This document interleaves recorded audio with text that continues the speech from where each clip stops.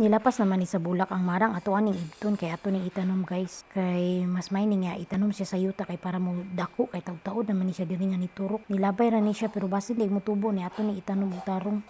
Naman siya gamot. Dako na siya no. Sulay na tug tanom. Gidala ni nako sa amo guys diri nako gitanom sa among uma kay luag man kay ning area dinhi.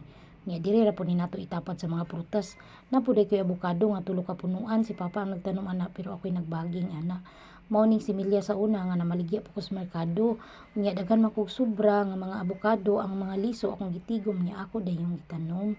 Akong gibaging mo na si papa na pud ang nagtanom diri sa amoa. Kining marang ato po ning itapa dato sa unahan.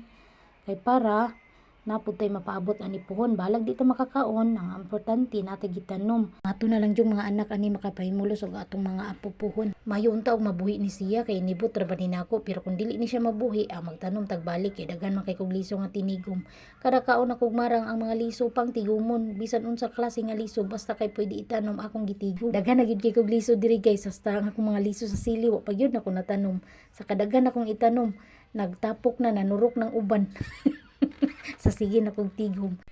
Awan humana og tanom guys.